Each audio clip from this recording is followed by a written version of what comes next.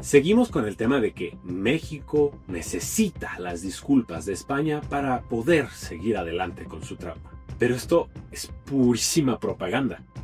Todos hemos caído en esos juegos sucios, pero es que hay que ver la historia real como era.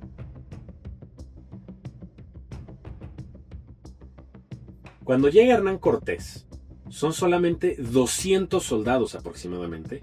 En las estimaciones más canijas son 400 soldados. Pero imagínate que nos pusiéramos generosos y que sus barcos hubieran llegado con 1000 hombres. Porque ya era un batallón importante. ¿Tú crees que eso era suficiente para conquistar a millones? Hay que hacer las matemáticas. 1000 contra mínimo 50,000 de Tenochtitlán.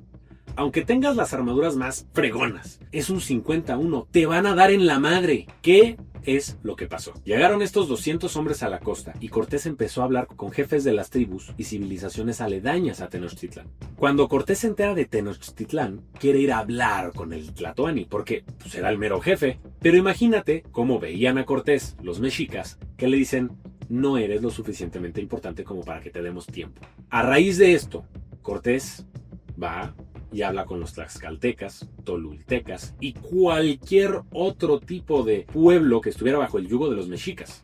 Y empieza a cobrar importancia.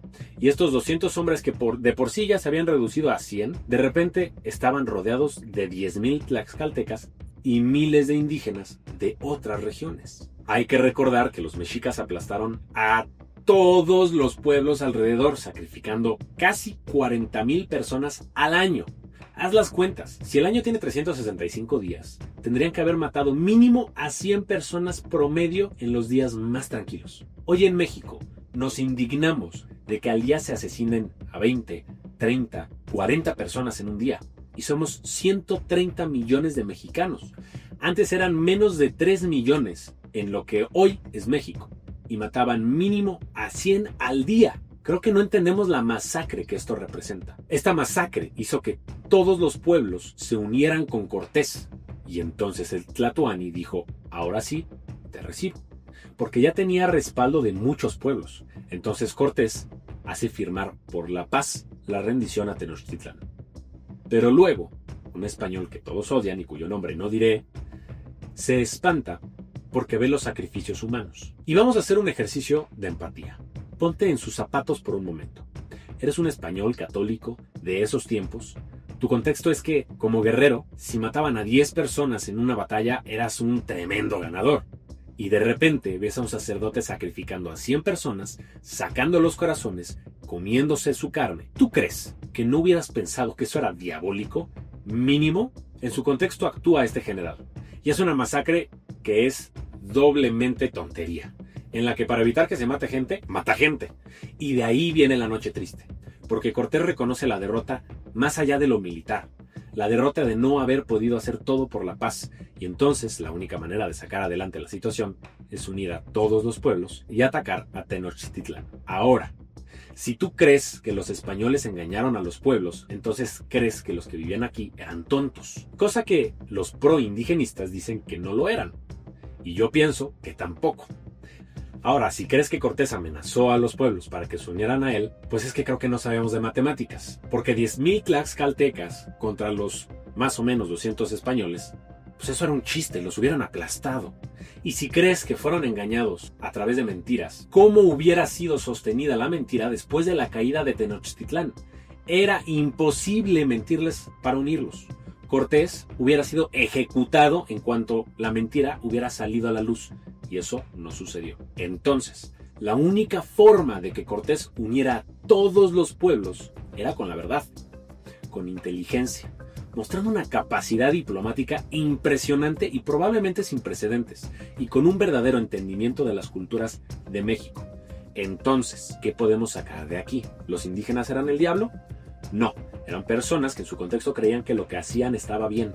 Pero si lo entendemos con los ojos aún de esos tiempos, los mexicas eran la dictadura del lugar, los opresores del continente. Ahora, ¿los españoles eran unos malditos? Si lo hubieran sido, no hubieran vivido más de un par de semanas en México y hubieran muerto ejecutados, sacrificados o comidos por algo. Los indígenas sí estaban siendo oprimidos, pero no por los españoles, sino por otros indígenas que hacían una estructura política igual a la de un imperio que oprime a los conquistados. Entonces, podemos concluir que los reales abusadores eran los mexicas.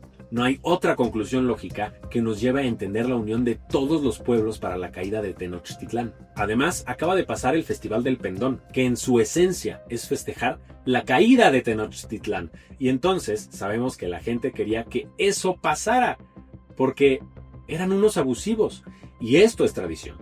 Ahora, después llegan los 12 apóstoles, monjes franciscanos, dominicos y además, posteriormente de muchas otras órdenes, y se hace el fenómeno de las conversiones y los bautizos. Son temas masivos que suceden en lo que hoy es el Zócalo de la Ciudad de México y en otras regiones. Hoy podemos encontrar iglesias en medio del bosque o la selva que eran del tiempo de la conquista. Y eso no se construye con manos españolas, se construye con manos de mexicanos, convencidos de que eso era lo bueno y lo que se tenía que hacer. Y así, lo que después se convertiría en México, funda lo que se conoció como la Nueva España. Un historiador serio no puede pensar que los españoles eran unos abusadores y nada más. Eso es un contrasentido. Más aún entendiendo que los mismos españoles no son una raza única. Es un país que también nació del mestizaje y que entendía mejor que nadie que el mestizaje era la vía para que la nación creciera. Y España fue el primer imperio en prohibir la esclavitud. Documentos que podemos consultar hoy y podemos ver la última voluntad de la reina Isabel, que era exactamente eso: igualdad entre todas las personas del Imperio Español y abolición de la esclavitud. Y entonces, ¿por qué creemos que México es oprimido? Porque es una narrativa conveniente para aquellos que siempre quieren hacerse las víctimas de lo que pasa. México es mestizaje, México es cultura, México es festejo, pero nunca unos pelados. Porque hoy no podemos quejarnos de la opresión de antes como si eso nos siguiera oprimiendo hoy. Primero, porque no pasó como dicen que pasó. Y segundo, porque aunque hubiera pasado algo más o menos como lo que dicen, eso ya no es lo que vivimos hoy.